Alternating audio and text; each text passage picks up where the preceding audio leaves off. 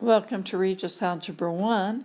This is lesson 26A, and we're continuing on with our word problems. This section is full of word problems, and hopefully, because he gathers them in a like type of problem here, hopefully you're really starting to get the hang of these. So I'm going to review a couple different kinds and give you some more practice.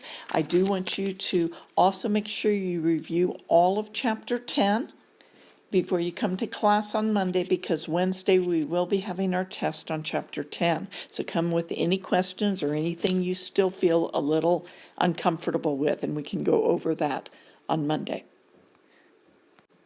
So we will just be reviewing some problems. The first I'll look at is 446, page 446, some of the oral practice.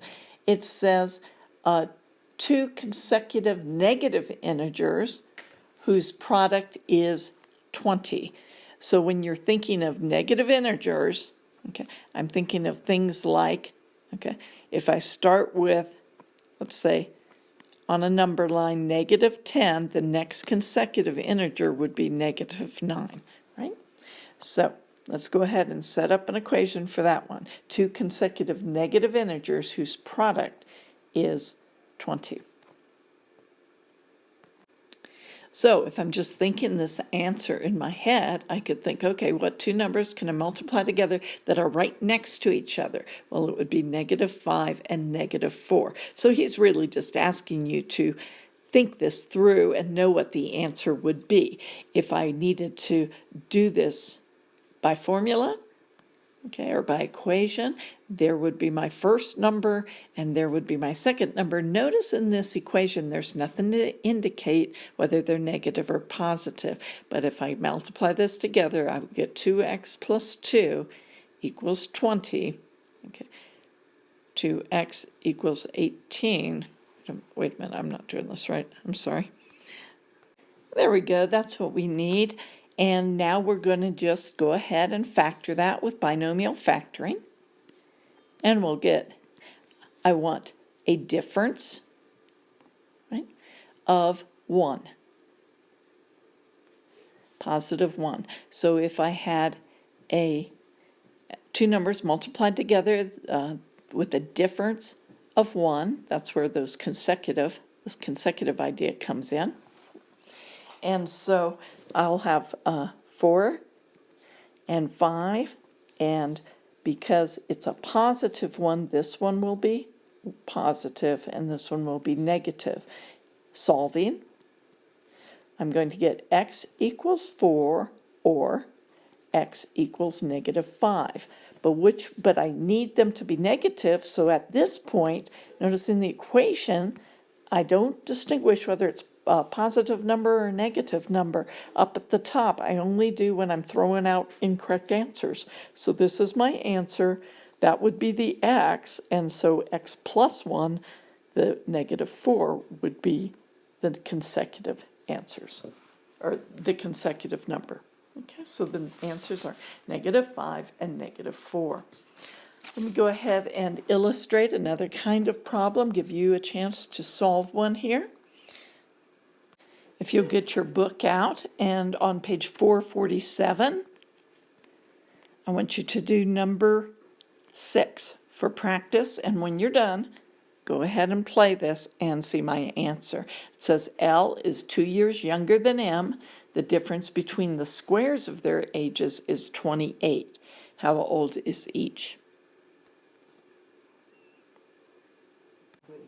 Okay, so this would be how you'd solve this. These would be my two equations right here. Then I'm going to use a substitution, and make sure you distribute that negative sign. Do it carefully. Take a whole extra line. Notice I did to do that so that you don't make that error, because that's where many students are going to make their error, right there. Gather your like terms. M squares will cross out.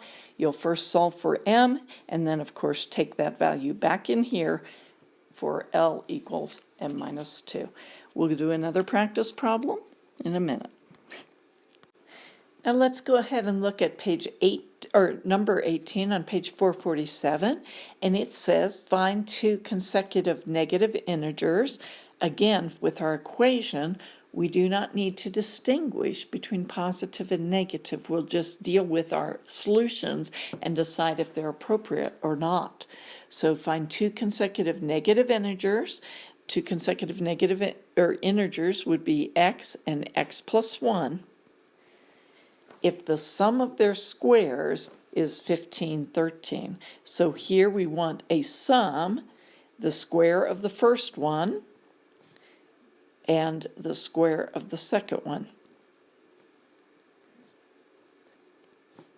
And the sum of their squares equals 15, 13. So go ahead and try to solve that one and come back when you think you have your answer.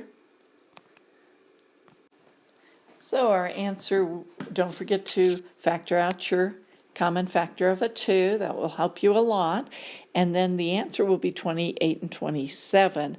Negative 28 and positive 27. We're going to discard the positive one because these are two consecutive negative integers. So we'll always go that one and when you add one more to that one. So we're going not negative 28 and 29, but negative 28 and 27, which probably is obvious to you because these are the two values here that we need to end up with. Now, this is a large number. I can't really think too well in my head what numbers that would multiply to give me that product and a difference of 1.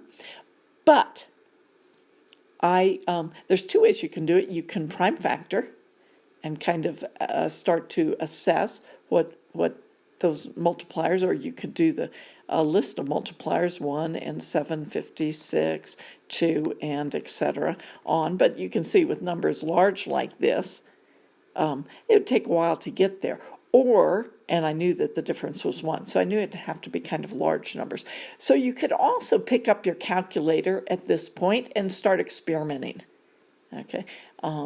756 divided by, let's say if it divides by 15, or I could even just say, because I know they're going to be next to one another, ignoring the sign for now, I could just say 15 times 16, see what that equals. Okay, I need more than that. I could say 30 times 30, that's 900, and I can start honing in on it with a calculator because I know with these particular problems, they're most likely going to be even. You don't have to do that. There are other ways to solve it each time. So, all right, let's see another one. Let's go for the digit problems. Let's look at number 40. Number 40 on page 449. So number 40 on page 449 says the tens digit of a two-digit number is 1 less than 5 times the units digit. So if we're talking about the digit, we're either going to talk about the tens or the units. The square of the units digit is 5 less than the tens digit. So we're talking only about digits in both times, not about value. So you go ahead and see if you can figure out those two equations and solve, and then come back to check yourself.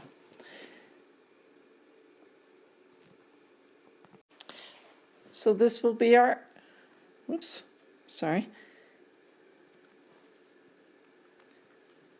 will be our answer. Why did I have to throw out this second value for u equals 3? You might check that and figure out why. So you always have to continue through to the end of the problem and make sure that all your solutions make sense and are valid. Okay, so let's look then at relative rate problems. We'll begin with the first one assigned to you. It says A leaves home going 30 kilometers per hour. Half an hour later, B starts from the same place and goes after A at 50 miles per hour. So A is leaving and going at 30 kilometers per hour. And then B leaves later and goes at 50 kilometers per hour. And eventually he's going to catch up with A because he's going faster. How long does it take B to catch up with A? Well, notice when B catches up with A, at whatever point that is, the distance that A has traveled is the same as the distance that B has traveled. And that becomes the basis of these equations. The distance equals the rate times the time. So for A, the rate is 30, and the time is a certain amount. I'm not sure what. And for B, the rate is 30 or 50, and the time, he starts a half an hour later, so it'd be x minus 1/2, less time. Okay, so we want these distances to be the same. So I'm going to set 30x equal to 50x minus 1/2 and solve for x. So then when we solve, we're going to get x equals 5/4. Now what that stands for, if we go back up here in my illustration, x, which is the time of A. So A travels 5 1/4 hours, and B travels half hour less than that. This is the amount A travels. Okay, and so B would be 3/4 of an hour. And what did they ask? How long does it take for B to catch up with A? That would be this distance right there. How do I check that? We'll go ahead and multiply and find the distance of each and make sure they're equal. Let me illustrate one more like this.